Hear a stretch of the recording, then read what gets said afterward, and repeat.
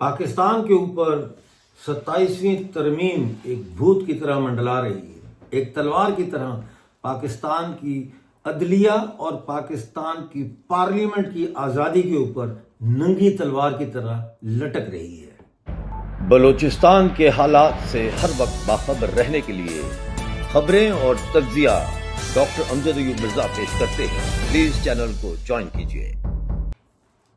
ناظرین، 27ویں ترمیم میں کیا تبدیلیاں آ رہی ہیں اور 27ویں ترمیم کیوں لائی جا رہی ہے، ان دو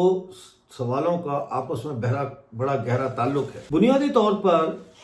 27ویں ترمیم کے ذریعے عدالتوں کو کنٹرول کرنے کے لیے، عدالتوں کے اختیارات کو محدود کرنے کے لیے اور عدالتوں کو ایک دوسرے سے علیحدہ کر کے ان کی طاقت کو کمزور کرنے کے لیے لائی جا رہی ہے۔ اس کے ساتھ ساتھ پاکستان کی سیاست میں اور پاکستان کی جو ڈے ٹو ڈے رننگ ہوتی ہے، جس کو ہم انتظامی امور کہتے ہیں، ان کے اندر فوج کی مداخلت میں اضافہ کرنے کی طرف 27ویں ترمیم ایک بہت ہی زیادہ ہولناک اور خطرناک پیش قدمی ہے۔ اس کی کچھ تفصیلات آپ کے سامنے میں پیش کرنا چاہوں گا،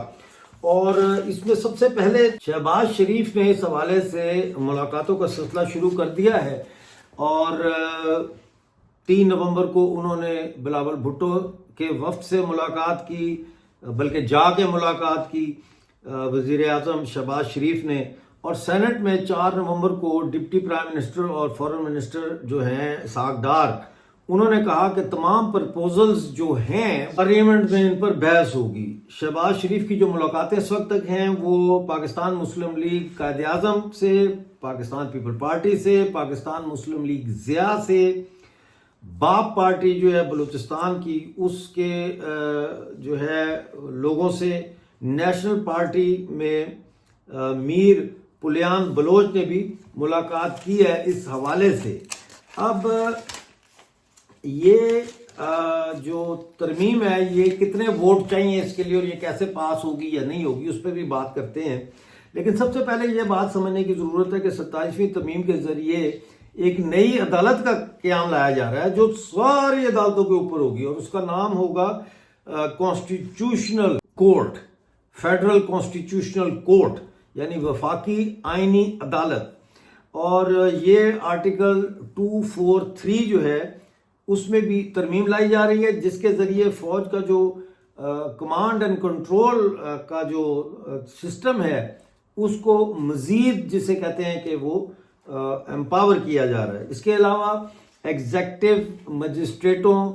ججوں کی ٹرانسفر، تعلیم اور پاپولیشن پلاننگ سمیت الیکشن کمیشن کی جو اپوائنٹمنٹس ہیں، یہ سب وفاق واپس لے رہا ہے اپنے کنٹرول میں۔ اس کے ساتھ ساتھ جو NFC ایوارڈ تھا، یعنی سب صوبے جو پیسے دیتے ہیں فیڈرل گورنمنٹ کو، پھر فیڈرل گورنمنٹ اس میں سے ان کا حصہ صوبوں کو دیتا ہے، وہ تحفظ بھی ختم کیا جا رہا ہے۔ اس کو NFC ایوارڈ کو ختم کیا جا رہا ہے، اس کے اندر جو تحفظات تھے اس کو۔ اسی طرح سے عدلیہ کی آزادی اور صوبائی خود مختاری دونوں ختم ہو جائیں گی۔ اب اس وقت جو ہے قومی اسمبلی میں جو پاکستان مسلم لیگ نون کی جو سرکار ہے، اس کے پاس 237 ممبر ہیں، یعنی قومی اسمبلی کے ممبر، اور 224 ان کو ووٹ چاہیے کانسٹیٹیوشنل امینڈمنٹ لانے کے لیے۔ یہ ترمیم لانے کے لیے 224 چاہیے اور 237 ان کے پاس ہیں۔ اسی طرح سے سینٹ میں بھی پاکستان مسلم لیگ نون کا جو الائنس ہے، ان کی الائنس کی 61 سیٹیں ہیں، اور سینٹ سے پاس ہونے کے لیے اس کو 64 ووٹس کی ضرورت ہے۔ اب ہوگا کیا؟ ہوگا یہ کہ جو chairman joint chief of staff ہے عاصم منیر، اس کو نیا ایک عہدہ دیا جائے گا، یعنی یہ عہدہ ختم کر کے چیف آف ڈیفنس فورسز کا عہدہ قائم کیا جائے گا،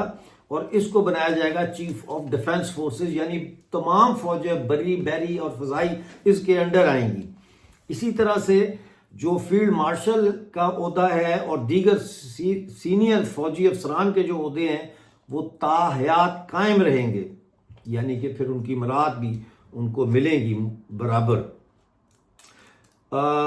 چیف آف ڈیفنس فورسز، یہ تبدیلی تو کہا جا رہا ہے کہ 27 نومبر سے لاگو ہو جائے گی وزیر اعظم اور صدر کے جو ہے آرڈر سے۔